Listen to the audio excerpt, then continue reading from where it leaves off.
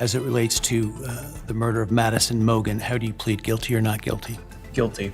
Right now at 6, Brian Koberger admits he murdered 4 University of Idaho students. New reaction tonight from the family of one of his victims. Plus, a deadly afternoon shooting in downtown Portland has city leaders pledging to improve safety. We're committed to reclaiming our public spaces. It is essential. Then, no more cell phones in Oregon schools, how Governor Kotek just stepped in. And later, it's just to keep your dog on leash. We don't know how they're going to react. Protecting pets ahead of the 4th of July. The top tips for a happy holiday for all.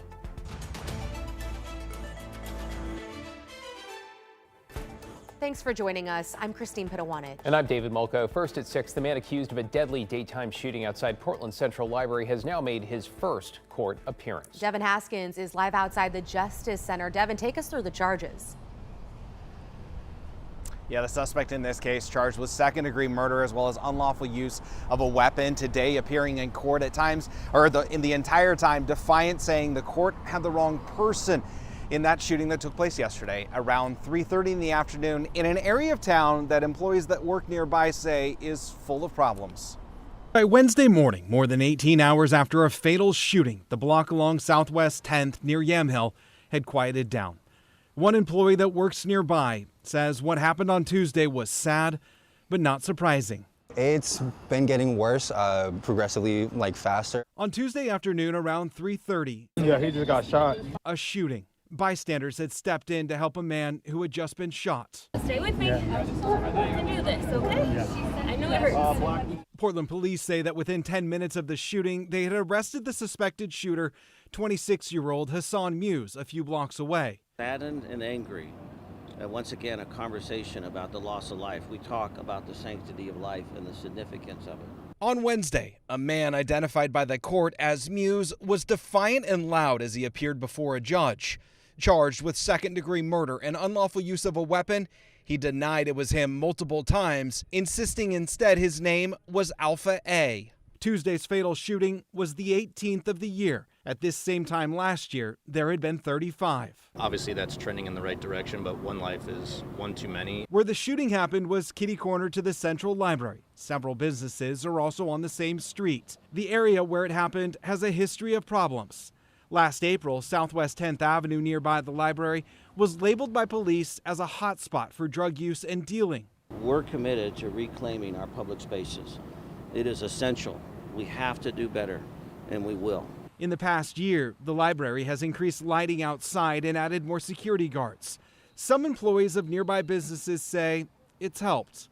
It's not like there's fewer people, it's just that the people who are here are they're just encouraged to move along.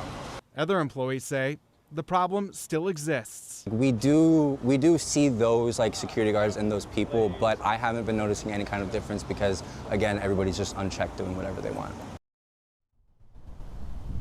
And this afternoon, we got to look at a letter that's being passed around to multiple businesses by the Downtown Retail Council. It's a group of businesses that want the county to do more in terms of safety. They're asking for things like a zero tolerance policy on drug use, as well as more transparency to what's happening and more regular cleanups. Back to you. We'll see what or if anything will change. Thank you, Devin. Also this evening, jury deliberations in the rape trial against former Trailblazer Ben McLemore ended without a verdict. The jury has gone home for the night. McLemore is accused of raping a woman during a 2021 Lake Oswego house party. The woman testified she was incapacitated after a night of heavy drinking. McLemore admitted he too had been drinking, but testified in his defense that the sexual encounter was consensual. We'll update you if and when the jury reaches a verdict. In tonight's headlines, Brian Koberger has pleaded guilty to murdering 4 University of Idaho students. The plea deal comes weeks before his trial was set to begin and spares him the death penalty. He now faces 4 life sentences instead. He admitted to breaking into the house where the students were sleeping and stabbing them to death in November of 2022. The court will find that the defendant understands the nature of the charges and each offense and the possible consequences to him of his guilty plea. court finds that there is a factual basis for the plea and finds the defendant believes the plea to be in his best interest, I find that the plea was given freely, voluntarily, and was intelligently made. I accept the plea. I direct that it be entered. Under the terms of his deal, Koberger had to plead guilty to all 4 murder charges and agree to waive all rights to appeal. Meantime, the judge kept a gag order in place which prevents the prosecution and defense from speaking to reporters. But outside the courtroom, a lawyer representing Madison Mogen's mother and stepfather read this statement from the family. 962 days ago, we lost our Maddie, our kind, loving, vivacious, and caring daughter full of purpose and promise. We are grateful for the gift of her life, and we have grieved the loss of that life during each of these 962 days. We love you, Maddie, and we miss you. Just heartbreaking. The family also thanked the prosecutor, saying they 100% support the plea agreement, though some of the other victims' family members don't agree with that sentiment. If you'd like to hear more, you can always watch our complete coverage from today's hearing right now on our free TV app, KGW+. That is available anytime on Roku, Fire TV, and Apple TV. We'll also have live coverage during Koberger's sentencing. That will be later this month. To Umatilla County now, where a growing wildfire has burned at least 1 home with at least a dozen more under threat. This is the Cold Springs fire burning north of Hermiston.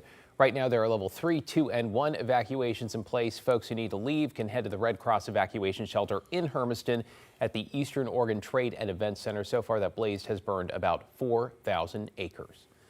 A 17-year-old girl has been charged with attempted murder in connection with a shooting. Police say this started with a disturbance report in April in southeast Portland about 2 people who had guns, with one who eventually fired. Nobody was hurt, but both people were arrested. A 37-year-old woman now faces a lesser weapons charge.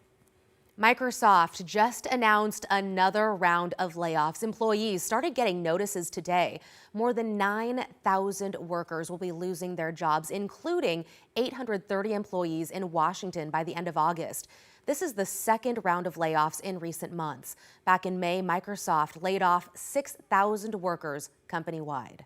And Portland has hired its next fire chief. She is Lauren Johnson, who serves as the assistant fire chief in Dallas, Texas, and will take over in mid-August. Johnson has worked there for 26 years. She'll now lead an agency with some 740 employees and an almost $200 million annual budget. Matt? All right, David, thanks very much. A beautiful day around the Northwest. I mean, take a look at our view from our Skycam at Timberline Lodge. Looking south at Mount Jefferson, yesterday we had massive thunderheads here and thunderstorms today. Not so much, and it's cooler, 58 degrees, and it's windy. West winds at 28 mile-an-hour. Up the Oregon coast, some low clouds, yeah, but a beautiful day and nice and cool there as well. In fact, we're running 11, 12, 15 degrees cooler across the metro area now compared to 6 o'clock yesterday.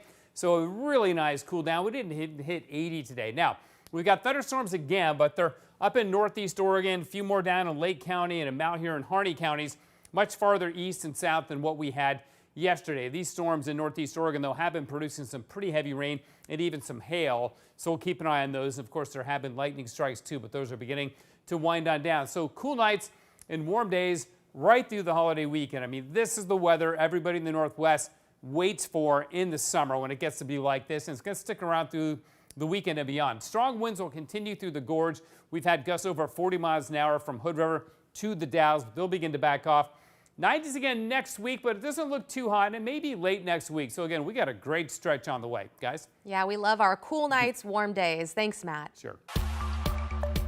In an update this evening, Oregon's governor has signed an executive order requiring school districts to implement no phone policies for students by the beginning of next year. Evan Watson is in the newsroom with the details. Evan, sounds like it's pretty restrictive. More restrictive than some would have hoped, Christine. This student cell phone ban means no phones during class, of course, but also no phones during passing periods or lunch. That'll be a big change for many students. The lack of flexibility, one reason lawmakers didn't advance a statewide bill this year. Governor Tina Kotek says cell phones are too big of a distraction in Oregon schools. Kotek's new executive order will ban phones in schools all day long, saying it will improve student mental health and academic success. We get to control the school environment to some degree. Research is also saying that students aren't focused on learning because of the devices that they have. We as adults have to do something. Many teachers have called for some kind of statewide policy for years. We have tried so many different techniques, systems, policies. Phone buckets, boxes, charging stations. Saying their efforts to fight phones in their classrooms just haven't worked. They are working really hard to keep our students engaged in an algorithm that we can't fight. I will never be more interesting than TikTok. A few Oregon schools, like Seaside High School, have already curbed phone use on their own. You go up into the cafeteria, it's loud, right? That's how school cafeterias should be. They're loud, and students engaging with each other. Fighting back through magnetic locking pouches or other strategies. I was lacking in math, and I feel like that's the only class I kind of picked up my phone to use. But now it's so much easier to ask. Usually I wouldn't ask questions, I'd ask AI. Now I ask my teacher and he explains it perfectly to me. It's easier to understand. The phone was a big distraction for me personally. But not everyone is on board. People that are good, like us, I agree with that. We are good. We are not naughty. We are not using our phone during class. We are perfect citizens. But we get punished too. Opponents say blanket bans will cause problems. How can students communicate with their families and employers? What does enforcement look like? Are effective strategies too costly? And what about the worst case scenarios? Because I think a lot of people are worried about not being able to reach their parents during like emergencies and stuff. The order allows for some flexibility. Schools can make exceptions for students with medical needs and disabilities. It's really important to protect our students. Kotek's order requires all public schools to have phone bans in place by the start of 2026. That includes a discipline structure for any violators, although Kotek says discipline cannot include the loss of instructional time, meaning suspension would not be an allowable punishment. Guys? Oh, interesting. We'll see what the consequences could be. Thanks, Kevin.